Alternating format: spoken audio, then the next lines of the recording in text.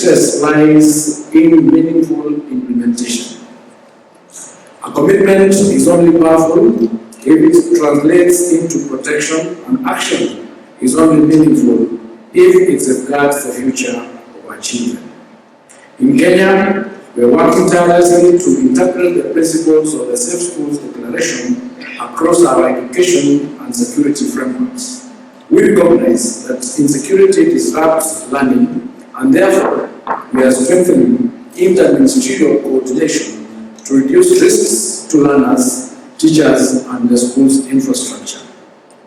We have increasingly adopted approaches that maintain school operations even during periods of localized instability, expanded psychological support in vulnerable regions, and supported teacher preparedness in crisis management. These efforts affirm our belief that learning must never be suspended, even in the face of adversity. Your Excellency, ladies and gentlemen, we are aware that across Africa and the world, too many children walk long distances through areas affected by insecurity.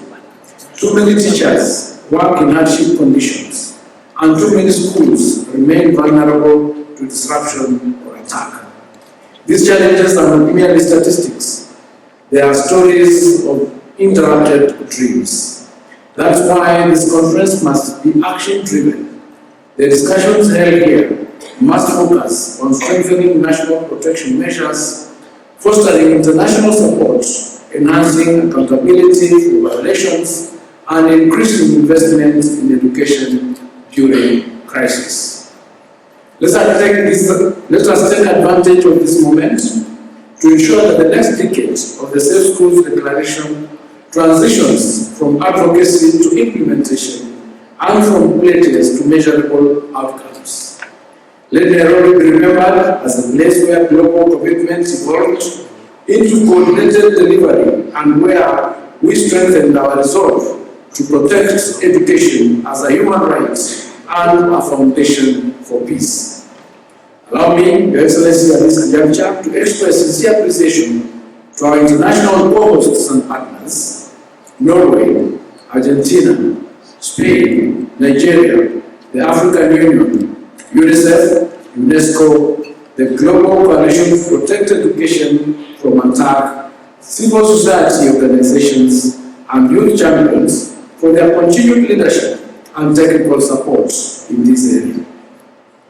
I also pay tribute to teachers, especially those in hardship areas, whose dedication ensures learning continues despite difficulties, and to learners whose courage inspires us all.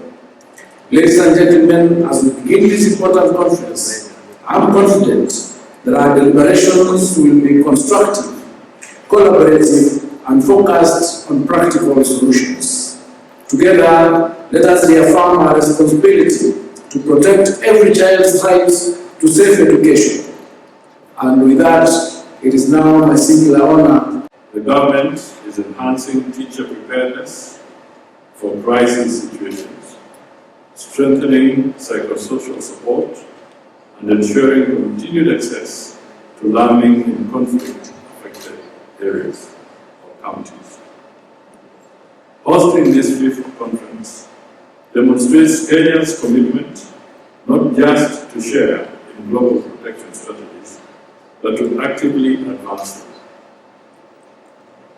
It is a significant milestone that the Safe Schools Declaration has been endorsed and supported by global leadership, including the United Nations Secretary General, Antonio Guterres, who has emphasized that the right to education must never be suspended, even in war.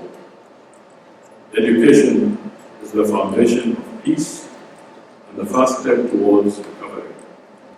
When schools fall silent, the path to stability grows longer. This conference must therefore be a turning point.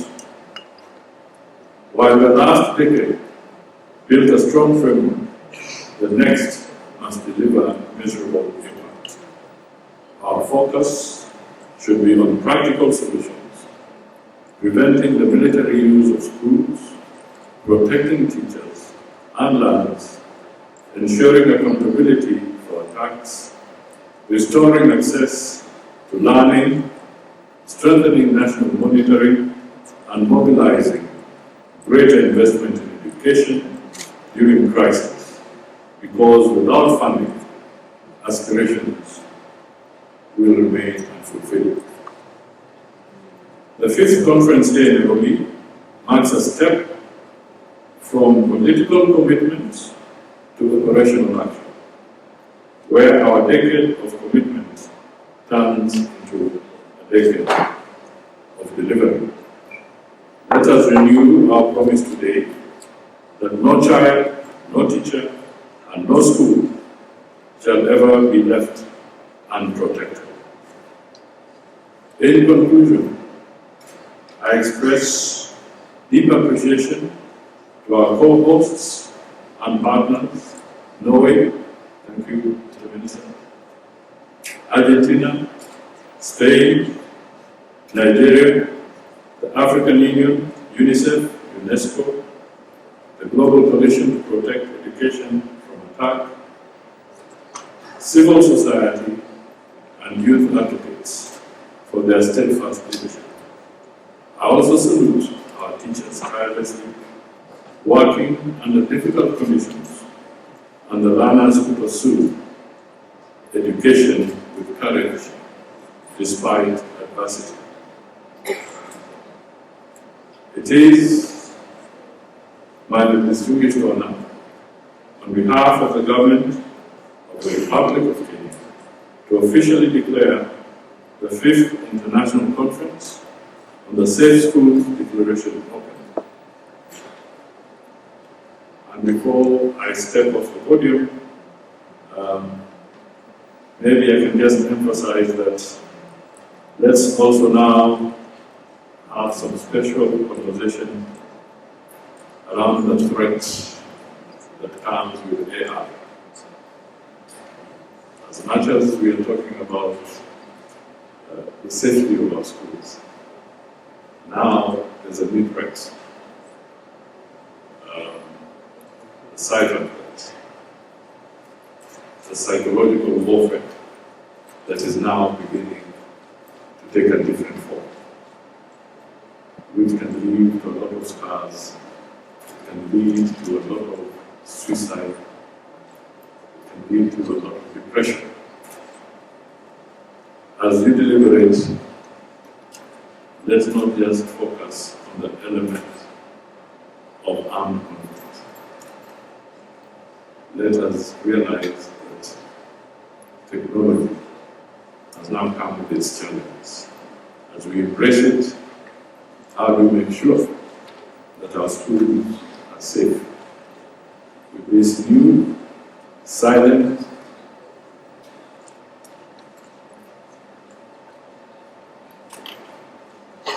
partner?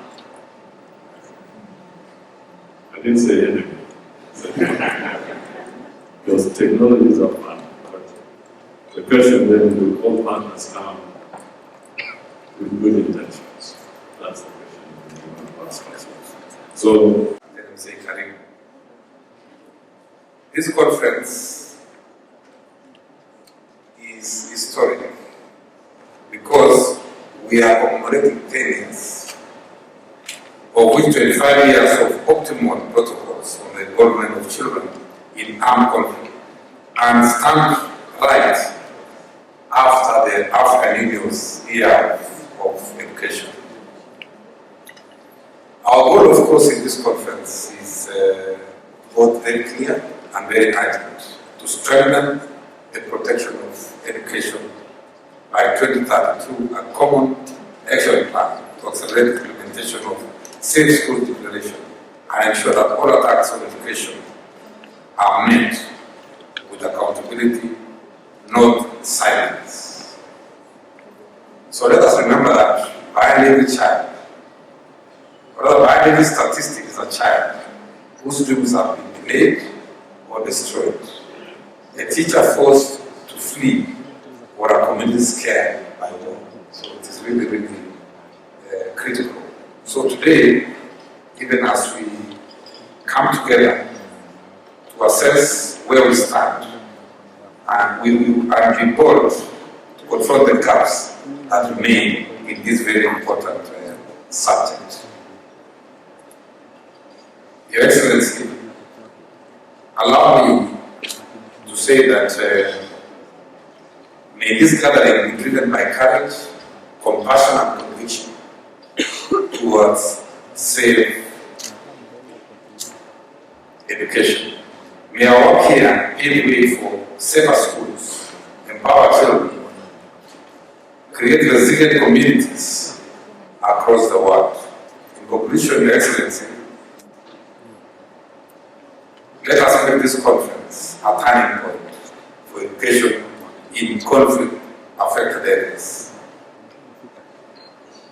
Your Excellency, sir, even as we reflect on this very important topic, allow me to say that under the competence-based education in Kenya, we believe that the pathways that we have created, the 3 pathways, that is STEM, social sciences, and arts and sports, creates a very good opportunity to create a very safe environment for our children, because we are not forcing children to do what they don't like. We are encouraging them to be competent in the talents that they have. In addition to that, we are also committed to ensuring that our schools around the country are safe. And we are building capacity of our quality assurance officers so that in every corner of this country, the safety of our children is assured.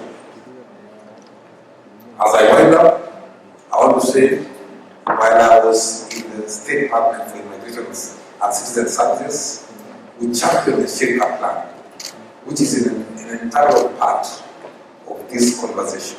And we are confident that the discussions around Shirika Plan answer this very important conversation.